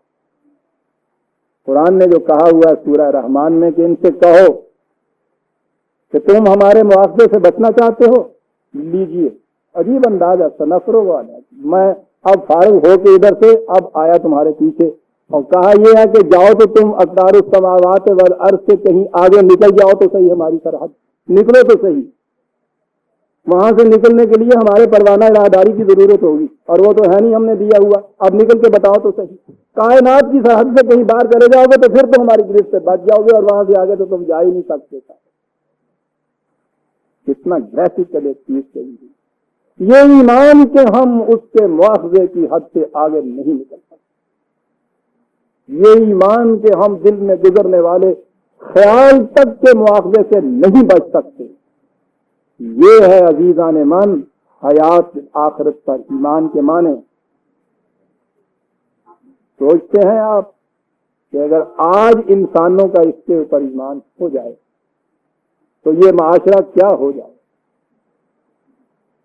اس تمدنی زندگی میں یہ کیفیت اگر کسی مملکت میں، کسی ملک میں، ملک کے کسی حصے میں ایسی ہو کہ وہاں ہر شخص اس کا یقین رکھے کہ میں جو کچھ کروں گا اس کا مواخذہ ہوگا، مجھے اس کی سزا بھگتنی پڑے گی، آپ دیکھیے کہ وہاں کتنا امن ہو جاتا ہے۔ لا قانونیت تو پھیلتی اس وقت ہے جب یہ یقین اٹھ جاتا ہے کہ مجھے ضرور گرفت ہوگی۔ عام جب یہ خیال ہو جائے کہ نہیں صاحب کرو، ہزار طریقے ہیں بچ نکلنے کے، پھر وہ کچھ ہوتا ہے جو ہو رہا ہے۔ اور یہ تو اسی زندگی کی بات ہے۔ اگر یہ ایمان ہو جائے کہ سوال اس زندگی کا اور اس زندگی کا نہیں ہے، زندگی جوئے روانت تو رواں خواہد بود، یہ تو مسلسل چلنے والی بات ہے۔ میرے ہر عمل کا دل میں گزرنے والے خیالات تک کا مواخذہ ہوگا اور اس کا حساب ہوگا۔ تو آپ دیکھتے ہیں پھر زندگی کیا بنتی ہے۔ یہ تو پہلی چیز، آخرت، اس مرنے کے بعد کی زندگی۔ لیکن آخرت کے یہی معنی نہیں، آخرت تو ہر سانس میں ہوتی ہے، اس کے معنی مستقبل ہیں، اس کے معنی فیوچر ہیں۔ ذرا ترجمہ کیجیے، یہ وہ لوگ ہیں جو صرف اپنے حال کی سرفرازیوں کے اوپر یقین نہیں رکھتے، فیوچر کے متعلق بھی ان کا بڑا ایمان ہے کہ وہ بھی شاندار ہونا چاہیے۔ کون سا فیوچر؟ صرف مرنے کے بعد کا نہیں، میرے ہر سانس کے بعد دوسرا سانس آنے والا آخرت، عمر کے ہر دن کے بعد دوسرا دن آنے والا مستقبل کا ہے، ہر جنریشن کے بعد، ہر نسل کے بعد اگلی نسل جو آ رہی ہے وہ مستقبل کی، انسانیت کے ہر دور میں اگلا دور جو آ رہا ہے مستقبل ہے، ہر نظام کے بعد نیا نظام جو آ رہا ہے وہ آخرت اور مستقبل ہے، اور انسان کی اس زندگی کے بعد کی زندگی جو ہے وہ بھی مستقبل ہے۔ آخرت کے سارے معنی ہیں یاد ہے، اسی لیے قرآن کریم نے اسے، اس لفظ کو عاجلہ کے مقابلے میں آخرہ لایا ہے۔ یہ بڑی چیز، عاجلہ کے معنی ہے پیش پا افتادہ بات، جھٹ سے جو سامنے آ جائے۔ آپ کو پتہ ہے قوموں کا عروج و زوال کس بات سے منحصر ہے؟ جو قومیں یہ چاہتی ہیں کہ اب تو آرام سے گزرتی ہے، عاقبت کی خبر خدا جانے، اب تو آرام سے گزرتی، یعنی وہ صرف اپنا خیال رکھتے، اپنے آنے والی نسل کا خیال نہ رکھتے، قوم کے فیوچر کا خیال نہ رکھے، انسانیت کے مستقبل کا خیال نہ رکھے۔ وہ 4 دن عیش تو کر دے گی، کوٹڈ ہے یہ عیش، لیکن اس کے بعد جو انجام ہوگا ایسی قوم کا، آپ سوچتے ہیں کہ وہ کیا انجام ہو سکتا ہے؟ یہ جو ہے پیش پا افتادہ مفاد، قریبی مفاد، اس کو قرآن نے اب دنیا کہا ہے۔ دنیا کے معنی ہے قریبی، پیش پا افتادہ، اور عاجلہ کا لفظ اس کے لیے استعمال کیا ہے 17/18/19، 17 وتا 18/19 میں کہا گیا ہے کہ وہ لوگ ہیں کہ جو صرف عاجلہ پر نگاہ رکھتے ہیں، فیوچر کا ان کو کوئی خیال نہیں رکھتے، کوئی لانگ رینج پالیسی ان کی نہیں ہوتی۔ کسی کاروباری سے ذرا پوچھیے کہ وہ صرف دن بہ دن کا حساب رکھے، شام کو جو آمدنی آئے اسے اپنا منافع سمجھے اور کھاتا چلا جائے۔ آپ کو پتہ ہے کہ کتنا لمبا سوچنا پڑتا ہے؟ جتنی نگاہ دور رست ہوگی کسی قوم کی، کسی فرد کی، برادران آپ، اتنا ہی زیادہ زندگی میں اس کا حصہ ہوگا، یعنی جتنا وہ آخرت بھی ہوگا۔ مرد آخر بھی مبارک بندہ ہے، اس کے معنی مرنے کے بعد بھی آخرتی نہیں ہے، یہاں کے فیوچر کا سوچنے والا۔ جو باپ اپنی زندگی ایس میں گزارتا ہے، بچوں کے مستقبل کا خیال نہیں رکھتا، آپ سوچتے ہیں آپ اسے کیا کہتے ہیں؟ جماعت مومنین کو تو یہ کہا گیا تھا وبالآخرۃ ہم یوقنون، اسے تو سب سے زیادہ مستقبل کی ذکر کرنے والی قوم ہونا چاہیے تھا۔ اس آخرت کے معنی ہم نے مرنے کے بعد کی آخرت تصور کر لیا، اور اس کے متعلق یہ سارا کچھ کے وہاں معاوضہ اور یہ سب کچھ ہونے کے بعد ہم نے ایک شفاعت کا مسئلہ اپنے ذہن میں رکھ لیا کہ سب کچھ ہوگا، جہنم میں بھی جائیں گے، سارا کچھ ہوگا، رسول اللہ صلی اللہ علیہ وسلم چھڑا لیں گے، جنت میں پہنچ جائیں گے، چلیے سر۔ آخرت مستقبل بینی کا نام ہے عزیزان۔ قرآن کریم نے 3 کیٹیگری بتائیں، 3 شکیں بتائی ہیں انسانوں کی۔ ایک شک تو یہ ہے کہ کلا بل تحبون العاجلۃ وتذرون الآخرۃ، یہ وہ لوگ ہیں کہ جو کچھ پیش پا افتادہ جلدی سے سامنے آنے والی امیڈیٹ گین کا ترجمہ ہے، صرف اس پہ نگاہ رکھتے ہیں، مستقبل کو یہ نظر انداز کر دیتے ہیں۔ یہ نظریہ جو ہے اسے ڈس ورلڈینس کہتے ہیں، اسی زندگی کو زندگی سمجھنا، اسی مفادات کو مقصود سمجھنا۔ دوسرا نظریہ زندگی ہے، یہ تو مادہ پرستوں کا نظریہ زندگی کہہ لیجیے۔ دوسرا نظریہ زندگی ہے مذہب پرستوں کا، اس دنیا میں کوئی حصہ نہیں، غریبی، محتاجی، احتیاج، فقر، بھوکے مرنا، ننگے رہنا، یہ سارا بسر کرنا ساتھ خدا کے مقرر بندوں کی یہ نشانیاں ہیں، ان کی عاقبت سمجھ، اسے ادر ورلڈینس کہتے ہیں، اس تصور کو۔ قرآن کی روح سے یہ تصور بھی باطل ہے۔ یاد رکھیے، قرآن کی روح سے مادیت جسے آپ کہتے ہیں، مٹیریلسٹک کنسپٹ آف لائف، وہ بھی باطل ہے۔ مذہب کا یہ جو کانسیپٹ ہے ادر ورلڈینس کا، یہ بھی اسی طرح کا باطل ہے، یاد رکھیے۔ تیسرا کانسیپٹ یہ ہے کہ اس دنیا کے اندر عاجلہ جو ہیں یہ بھی سارے کے سارے حاصل ہوں اور اس کے ساتھ مستقبل بھی سنورتا چلا جائے، اسے دین کہتے ہیں۔ قرآن اس دین کو لے کے آیا، چنانچہ اس نے پہلا کنسپٹ رکھنے والوں کے متعلق واضح طور پر کہہ دیا، فَمِنَ النَّاسِ مَن يَقُولُ رَبَّنَا آتِنَا فِي الدُّنْيَا وَمَا لَهُ فِي الْآخِرَةِ مِنْ خَلَاقٍ 2/2 2/200۔ وہ ان کا سارا یہی ہوتا ہے کہ سب کچھ ابھی مل جائے جو کچھ کرنا ہے،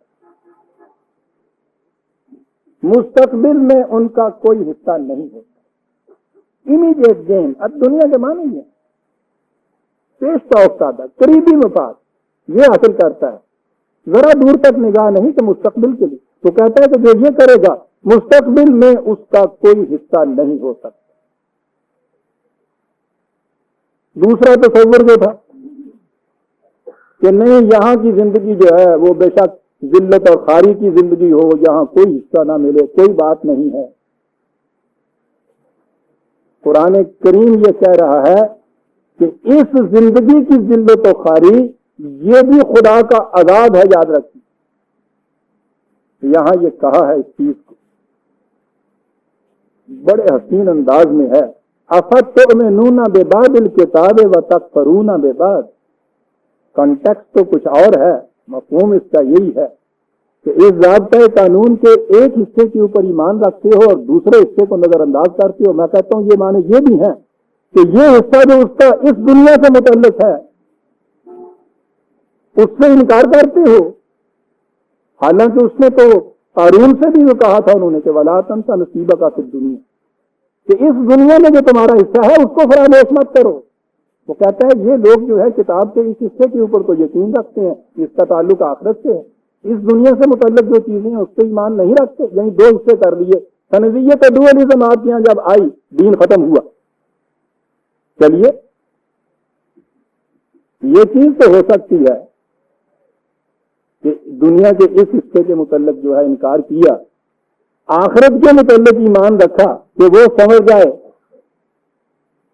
بات صاف سی نظر آتی ہے نا۔ اپنے ذہن سے فیصلہ نہ کیجئے، قرآن سے سنیے۔ کہتا ہے یہ جو کہنے والے ہیں فَمَا جَزَاءُ مَن يَفْعَلُ ذَلِكَ مِنكُمْ، جو یہ تصور رکھتا ہے اس کی کیفیت یہ ہوتی ہے إِلَّا خِزْيٌ فِي الْحَيَاةِ الدُّنْيَا، اس دنیا کی زندگی میں بھی ذلت و خواری اس کے حصے میں آتی ہے۔ یہ جو مذہب پرست سب کا صرف عاقبت سنوارنے کی فکر میں رہتا ہے، یہاں تو آئی وہ تو ہم سب کے سامنے ہوتی ہے ذلت و خواری ان کی، جو یہ الگ بات ہے کہ آپ اس کا نام تقرب رکھ لیں، یہ بھی ہوتی ہے. اور اگلی بات سننے کی ہے، وَيَوْمَ الْقِيَامَةِ يُرَدُّونَ إِلَىٰ أَشَدِّ الْعَذَابِ، قیامت کے دن بدترین شدید ترین عذاب کی طرف گھسیٹے جائیں گے. یہ عزیزان مان، جس کا عاجلہ نہیں سنورتا اس کا مستقبل کیا سنورے گا؟ جس کسان کے بیج میں سے کونپل نہیں پھوٹے گی وہ فصل کیا کاٹے گا؟ وہ فصل تو اسی کونپل کے ہی ارتقائی نشو و نما کا آخری نتیجہ ہے. قرآن تو یہ کہتا ہے، آپ کو یاد ہے وہ من کان فی ہذہ اعمی فہو فی الآخرۃ اعمی، 17/72. یہاں کا اندھا وہاں کا بھی اندھا ہی ہوگا. اور پھر اس سے بھی زیادہ واضح الفاظ میں تاکہ دو معنی ہی نہ ہو سکیں تو کہا وَمَنْ أَعْرَضَ عَنْ ذِكْرِي فَإِنَّ لَهُ مَعِيشَةً ضَنْكًا، جو ہمارے قوانین سے اعراض برتتا ہے اس کی اس دنیا میں اس کی روزی تنگ ہو جاتی ہے. پہلی چیز تو یہ ہوگی کہ اچھا جی یہاں تنگ ہو گئی روزی، پھر جس کی روزی یہاں تنگ ہوتی ہے وَنَحْشُرُهُ يَوْمَ الْقِيَامَةِ أَعْمَىٰ، قیامت کے دن بھی وہ اندھا اٹھایا جاتا ہے. میٹیریلسٹک ورلڈ کا وہ جو تصور تھا کہ وہ اس پہ نگاہ ہی نہیں رکھتے تھے، اتنا سا ایمان تھا، ڈوئلزم نہیں تھی اس کے اندر. عجیب بات ہے عزیزان من جو میں کہہ رہا ہوں، کفر خالص بھی اپنا نتیجہ رکھتا ہے، خواہ وہ عاجلہ ہی کیوں نہ ہو. یہ جو بین بین چلنے والی صورت ہے نا کہ یہ حصہ جو ہے اس کے اندر تو ذلت و خاریاں اور عاقبت سمجھ رہی ہے. قرآن یہ کہہ رہا ہے عزیزان من کہ یاد رکھو معیار یہ دیکھنا ہو کہ عاقبت کس قوم کی سنور رہی ہے، دیکھو یہ کہ اس دنیا کے اندر اس کی کیفیت کیا ہے. یہ ضروری نہیں کہ جس کی یہ دنیا سنوری ہوئی ہے عاقبت بھی سنوری ہوئی ہو، کیونکہ کفر کا نتیجہ تو اس دنیا کا سنورنا ہے نا، وہ تو نہیں ہے. لیکن جس کی یہ دنیا خراب ہے اس کی عاقبت کبھی سنوری ہوئی نہیں ہو سکتی، یہ کہا ہے قرآن نے. یہ دوسرا تصور تھا. اور تیسرا تصور حیات دین کا عزیزان من ہمارے سامنے آتا ہے. اور دیکھیے کتنا حسین تصور ہے، وہ اتنا ہی حسین کہ جتنا حسین خود ہمارا دین ہے.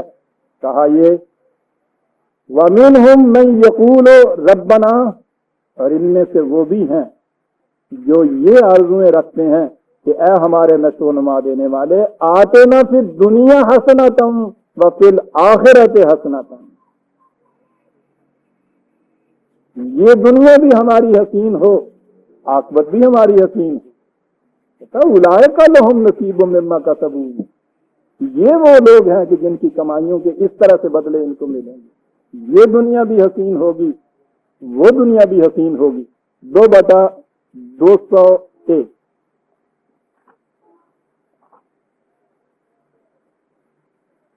ہمارے یہاں لفظ ثواب کا ہے، وہ تو جب لفظ آئے گا تو میں کروں گا اس اصطلاح کے کیا معنی ہیں.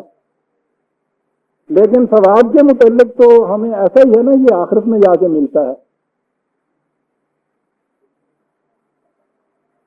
وہ بینک میں ایک اکاؤنٹ ہوا کرتا ہے نا کہ وہ جلدی نہیں ملا کرتا، کسی خاص دیر کے بعد جا کے ملا کرتا ہے.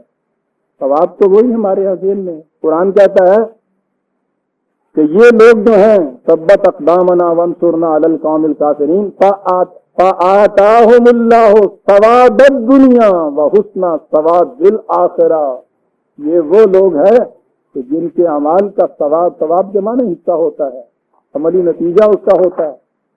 اس دنیا میں بھی ان کو اس کا ثواب ملتا ہے، آخرت میں بھی ان کو اس کا ثواب ملتا ہے. 3/147. قرآن کریم تو عزیزان مان ان آیات سے بھرا پڑا ہے جس میں یہ کہا گیا ہے کہ دین کا نتیجہ یہ ہے کہ اس زندگی کے اندر، اس دنیا کی زندگی کے اندر بھی ان کو سرفرازیاں خوشگواریاں ملتی ہیں، اور اسی سے تسلسل میں یہی خوشگواریاں تسلسل میں آگے چلی جاتی ہیں جنہیں آپ عاقبت سنورنا کہتے ہیں. وَقِيلَ لِلَّذِينَ اتَّقَوْا مَاذَا أَنزَلَ رَبُّكُمْ، یہ جو ایمان لائے ہیں ان سے پوچھا جاتا ہے کہ تمہارے خدا نے کیا نازل کیا ہے تمہارے اوپر. بہت جامع سوال ہے. جواب ایک لفظ، قالو خیر. کیا بات ہے اس لفظ کی، کیا عرض کروں، کتنا جامع لفظ ہے. رزق کی کشائشوں سے لے کر اختیارات کی وسعتوں تک سب چیز اس میں آ جاتی. خدا نے ہمارے لیے یہ بھیجا ہے، لیکن یہ تو قرآن ہے، وہ تو یوں ہی ایک لفظ لکھ کے چھوڑ نہیں دیتا کہ پھر اس کے بعد پتہ ہے نا کہ اس کی تفسیریں بلکہ تعویلیں بھی ہوں گی. خود ہی واضح کرتا ہے، للذین احسنوا فی ہذہ الدنیا حسنۃ. جو لوگ حسن کارانہ انداز سے اس قرآن کے مطابق زندگی بسر کریں گے، اس دنیا کے اندر ان کی زندگی حسین ہو جائے گی. یہ نازل کیا ہے ہمارے خدا نے، وَلَدَارُ الْآخِرَةِ خیر. اور جس کی یہ زندگی حسین ہوگی، آخرت کا گھر بھی اس کا خیر کا ہوگا. 16/30 16/30 وَبِالْآخِرَةِ هُمْ يُوقِنُونَ. یہ وہ لوگ ہیں کہ جو صرف امیڈیٹ گین کے اوپر نگاہیں نہیں رکھتے، مستقبل کا بھی فکر وہ کرتے. یہ ہیں متقین جن کے لیے یہ کتاب ہدایت دے رہی ہے، رہنمائی دے رہی ہے. دیکھ رہے ہیں آپ جس طرح سے دے رہی. وَبِالْآخِرَةِ هُمْ يُوقِنُونَ. پہلے تو ایمان ہی کہا تھا، یہاں کہا ہے کہ ان کو یقین ہوتا ہے. اور یقین کے معنی ہوتا ہے علم و تحقیق کے بعد کسی چیز کا پایا ثبوت تک پہنچ جانا. آخرت پر یقین رکھتے ہیں. آپ نے سوچا وہ جو تصور تھا ایمان بالغیب کا، کہ یوں ہی بغیر سوچے سمجھے ہوئے مان لینا ہے، بلکہ غیب نہیں، ایمان کے معنی یہ تھے. آپ دیکھیے کہ یقین کہا جا رہا ہے. یقین میں اگر اسے اس لفظ کے اوپر آ جاؤں تو آپ دیکھیں گے کتنے درس اس کے لیے چاہیے، اس تصور کے لیے کہ یقین کسے کہتے ہیں، کیسے حاصل ہوتا ہے. لیکن میں سمجھتا ہوں کہ وہ ایک آدھ آیت ہی آپ نے سامنے دیجیے، یقین کیسے ہوتا ہے. ایمان ابراہیمی کا تو آپ کو علم ہے. دیکھیے کہ یقین ابراہیمی جو ہے وہ کیسے حاصل ہوتا ہے. وَكَذَلِكَ نُرِي إِبْرَاهِيمَ مَلَكُوتَ السَّمَاوَاتِ وَالْأَرْضِ. ہم نے ابراہیم کو اس کائنات کی پستیوں اور بلندیوں میں یہ جتنا بھی اس کارگاہ کائنات کے اندر جو کچھ ہو رہا ہے، ہم نے اس کی چیزوں کو اس کے سامنے لا کے اس کو بتایا. دیکھ رہے ہیں عزیزان من، ہمارے نزدیک تو نبی یا تو کوئی گدڑی پوش فقیر سا ہوتا ہے، زیادہ سے زیادہ ہوتا ہے وائس کا ہوتا ہے. نبی کی کیفیت یہ ہے، یقین پیدا کرنے کے لیے اس فطر کی زندگی کارگاہ کائنات کے ملکوت جو ہیں ان کو اس کے سامنے میرے دکھایا گیا، ان کو اس کو بتایا گیا ان چیزوں کے متعلق. یہ سب کچھ کرنے کے بعد کاہے کے لیے؟ وَلِيَكُونَ مِنَ الْمُوقِنِينَ، تاکہ اسے یقین آ جائے. یقین تو اس طرح سے حاصل ہوتا ہے، اس محسوس کائنات کی کارگاہ کے اوپر سے کس انداز سے یہ قانون کے تابع چل رہی ہیں، یہ ہر چیز اس کے اوپر غور و فکر سے، مشاہدہ سے، مطالعہ سے، تجربے سے یقین اس سے حاصل ہوتا ہے. اور آپ کو معلوم ہے یہ ہے 6/76 6/76. اور آپ کو معلوم ہے نا، میں نے قرآن کریم میں بتایا تھا کہ علماء کا لفظ ایک جگہ آیا ہے، وہ آیا ہی سائنٹسٹ کے لیے ہے.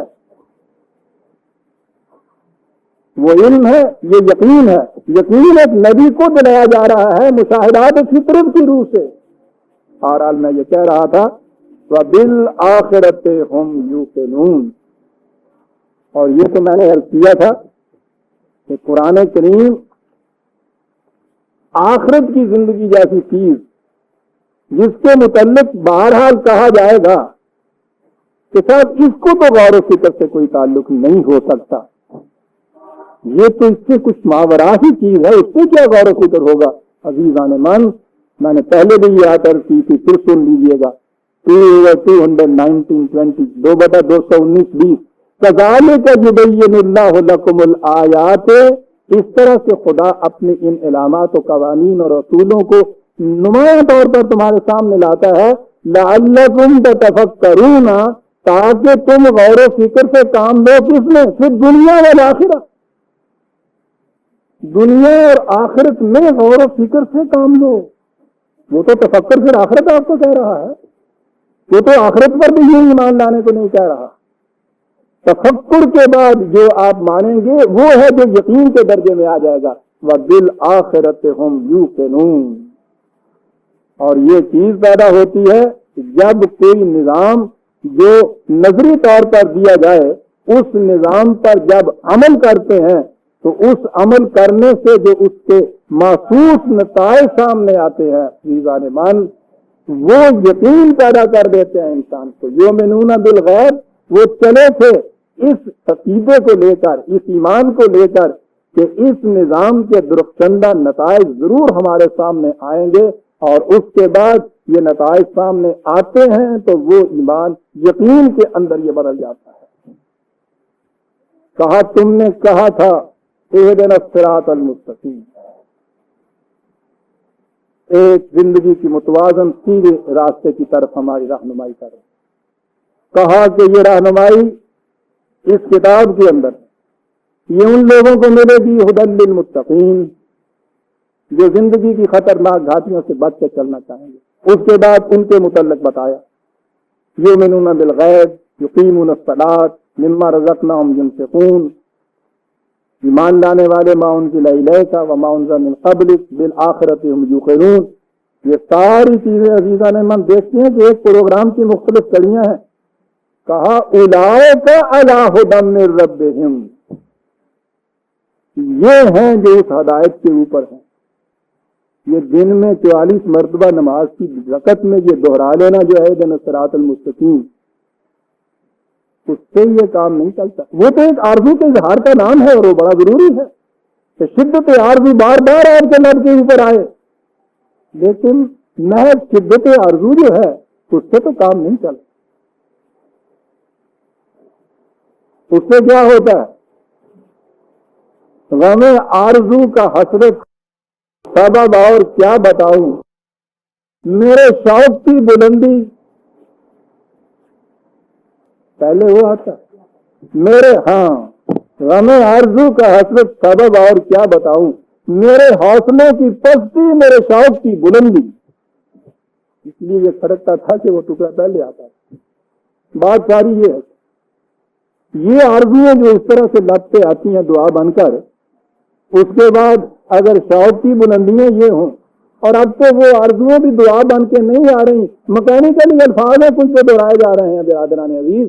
لیکن میں کہتا ہوں اگر وہ فی الواقع شدت آرزو کا اظہار بھی ہو جائے تو شوق کی بلندیاں ہوں اور حوصلوں کی پستیاں ہوں تو پھر تو آرزویں غم میں بدلتی ہیں. اور اس کے بعد ہوتا کیا ہے؟ سورت بدی علم مپور. اس کے بعد یہ اولئک علی ھدی من ربہم، یہ لوگ ہیں جن کو حق حاصل ہے کہنے کا کہ ہم زندگی کی متوازن راہ پہ چلتے ہیں. اور پھر نظری بات کی آ گئی تھی اولئک ھم المفلحون، یہ ہے وہ کاشتکار کہ جنہوں نے قانون زراعت کی محکمیت پر یقین کامل رکھتے ہوئے وہ تھوڑا سا اثاثہ جو ان کے گھر میں بیج کی شکل دانے کی شکل میں رکھا ہوا تھا، انہوں نے اپنے آپ کو اس سے محروم کیا، اپنے بچوں کو بھی اس سے محروم کیا جہاں کی اس کو مٹی میں نہ آئے. پھر اس کے بعد مسلسل محنت کرتے چلے گئے. اس یقین محکم کے بعد اس میں سے کونپلیں پھوٹی، پھر وہ نشو و نما آئی. سب کچھ ہونے کے بعد دیکھیے ایک ایک دانے کے ساتھ 700 دانے بھر کے ان کے گھر میں آ گئے. انہیں مفلحون کہتے ہیں برادران عزیز، کسانوں کو کہتے ہیں. یہ ہیں وہ کسان کہ جن کی کھیتیاں اس طرح سے لہلہاتی ہوئی ان کے سامنے آ گئی. بات قرآن کریم نے ایکڈیمک نہیں کی، تاریخ کی شہادت ہمارے سامنے پیش کر. محمد الرسول اللہ والذین معہ، آؤ تمہیں بتائیں مفلحین، آؤ تمہیں ان کی کھیتیوں کا بھی ذرا سیر کرائیں.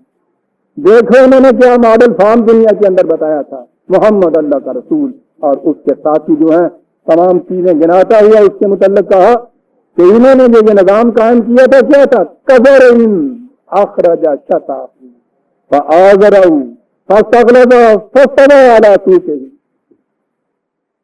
جنہوں نے اس کا ننھا سا بیج بویا، چھوٹی سی چونکل نکلی، اپنی بالی پہ کھڑی ہو گئی، اس میں خوشے پڑے، لہلہانے لگے، دانے آئے، فصل پاٹی، یہ سارا کچھ جو اس نے کیا، اب جو اس فصل کے سرہانے کنارے کھڑے ہو کر یہ دیکھتے ہیں یوجب الذرہ، اس کسان کا دل کس طرح وجد مسرت سے جھوم اٹھتا ہے۔ وَلَجَغِيظَ بِهُمُ الْكُفَّارُ، اور جنہوں نے یہ نہیں کیا تھا اور کہہ رہے تھے کہ کیا کر رہے ہو، مت ماری گئی تمہاری، محنت ضائع کر رہے ہو، بیج بھی ضائع کر رہے ہو، آج ان کے سینے پہ جو سانپ لوٹ رہا ہے اسے بھی ذرا دیکھیے کہ کیا ہو رہا ہے۔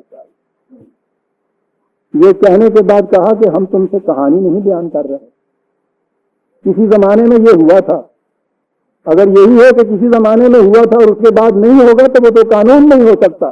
وعد اللہ الذین آمنوا وعملوا الصالحات منہم مغفرۃ واجر عظیما، یہ تو ہمارا قانون ہے جس پر عمل کیا، اور ہم نے اس کا بتایا کہ دیکھیے زندہ شہادت ایسے مل گئی، جب جہاں جو قوم بھی اس کے اوپر عمل کرے گی اسی طرح سے اس کی کھیتیاں پروان چلے گی۔ اولئک علی ھدی من ربہم واولئک ھم المفلحون، یہاں تک عزیزان ایمان ہم آج آ گئے، اور اس کے بعد یہ پہلا جو حصہ ہے متقین والی بات کا یہ ختم ہوا، آگے ایک دوسرا موضوع شروع ہوگا، اسے ہم آئندہ، یہ ریفرنس کی 48 اور 29، 48 اور 29، اسے ہم آئندہ لیں گے۔ ربنا تقبل منا انک انت السمیع العلیم۔